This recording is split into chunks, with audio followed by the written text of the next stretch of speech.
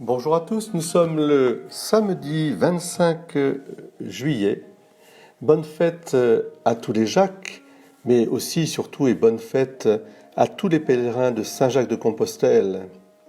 Santiago, il s'appelait Yaakov ou Jacob bar Zebdi, mais nous le connaissons plutôt comme Jacques, le fils de Zébédée.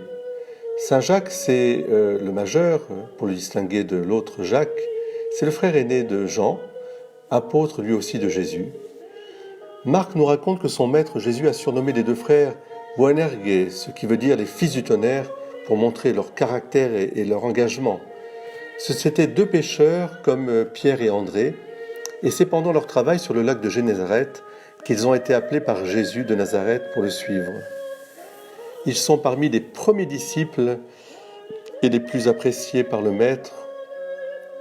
De ce fait, Jacques a été présent dans les épisodes les plus importants racontés par les évangiles.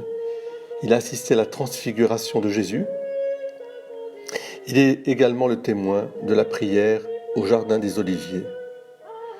Après la résurrection, il se trouvait dans le petit groupe qui a vu Jésus au lac de Tibériade et participé à la pêche miraculeuse. Les Actes des Apôtres racontent qu'il reçoit le Saint-Esprit sous la forme de langue de feu lors de l'épisode de la Pentecôte. Et c'est à partir de ce moment-là qu'il va prendre son bâton, ainsi que le bateau, et parcourir les chemins pour évangéliser l'Occident. On n'a jamais pu prouver vraiment qu'il était arrivé jusqu'en Espagne, mais en tout cas, nous sommes dans un récit de tradition, et cette tradition très ancienne.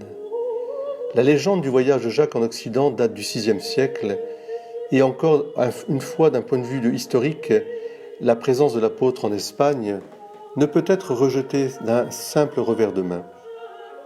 De toute façon, pour nous, ce qui est important, c'est que dès le 9e siècle, nous savons que le pèlerinage va s'organiser pour aller donc à Saint-Jacques de Compostelle. À partir de 813, à la découverte du tombeau de Saint-Jacques. Saint-Jacques, c'est surtout pour nous l'exemple de cette fidélité, de cet engagement simple à suivre Jésus. Un courage qui ne se démentira jamais. Il donnera sa vie aussi pour que nous ayons cette vie nouvelle, cette vie divine.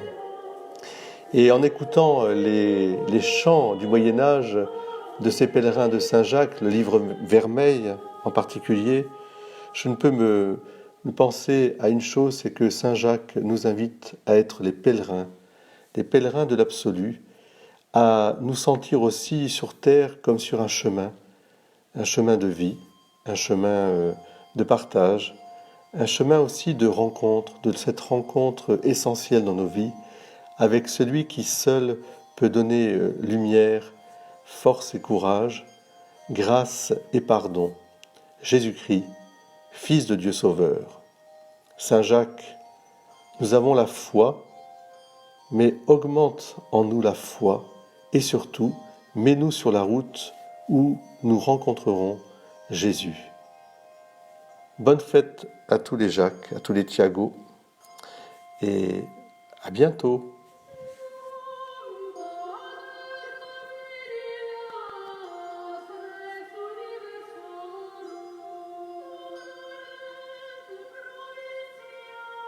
Ultreia!